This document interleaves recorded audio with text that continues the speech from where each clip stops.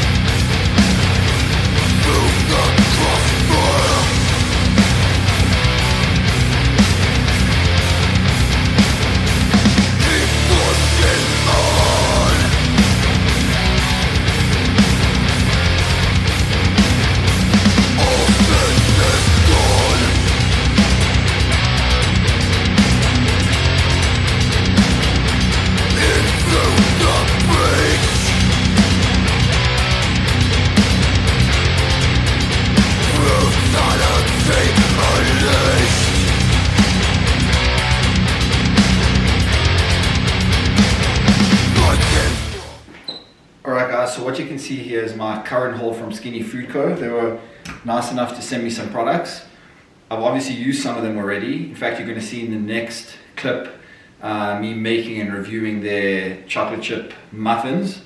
Spoiler alert, they were really good. But basically what we have here are some of the savory sauces, the sriracha and the sweet and sour. We've already finished the honey barbecue sauce, which was by far my favorite. And then we have some of the sweet syrups, the chocolate fudge cake, the white chocolate raspberry, red velvet cake, which I've used quite a bit of already, the cookies and cream, salted caramel, and the peanut butter.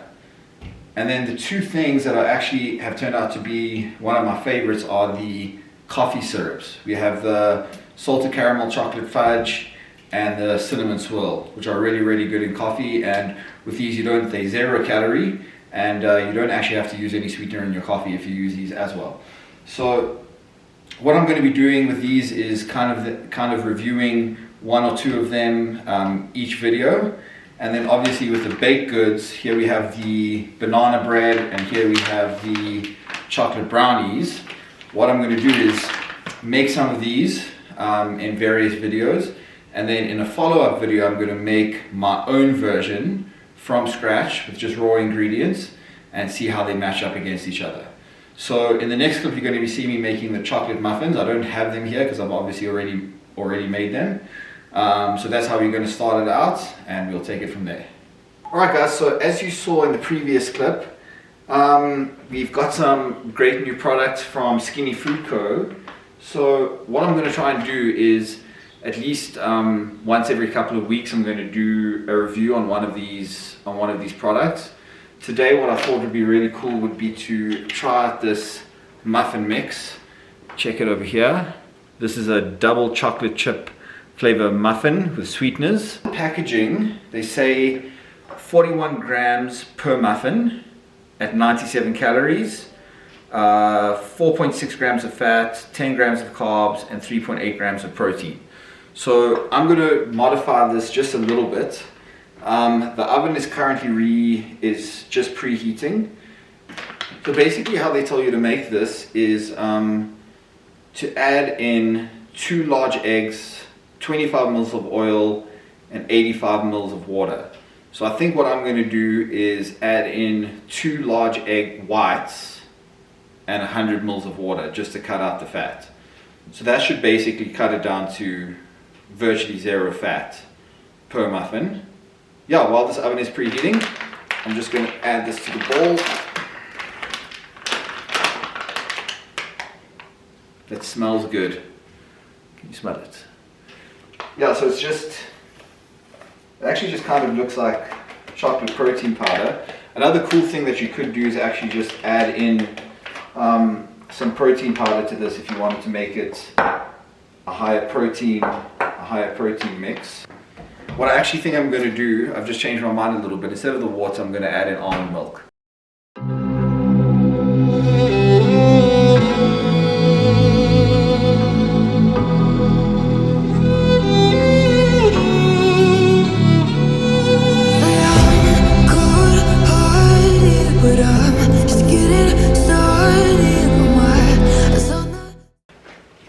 Show you what it looks like as I'm mixing it up.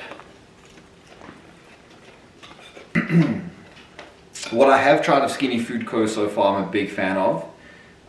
So far I've tried their red velvet syrup, their cookies and cream syrup, their honey barbecue sauce, their sweet chili sauce, and all of it, I would say apart from the red velvet syrup, which is like an 8 out of 10, everything else has been like a 9 out of 10, and I'd say in fact their honey barbecue sauce is like a 10.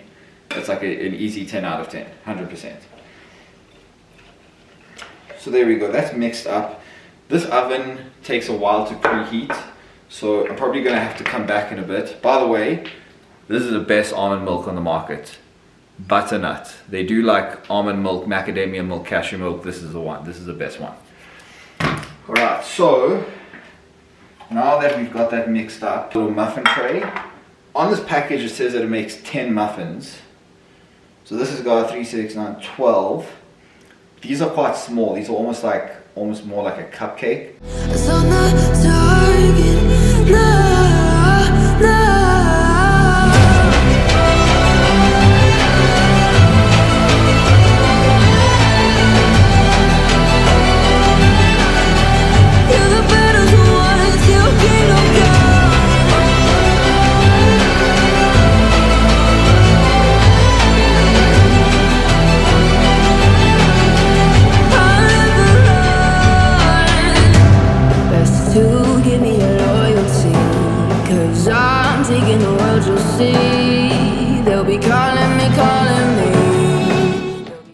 see, that looks relatively evenly filled, and we've actually got 9 there.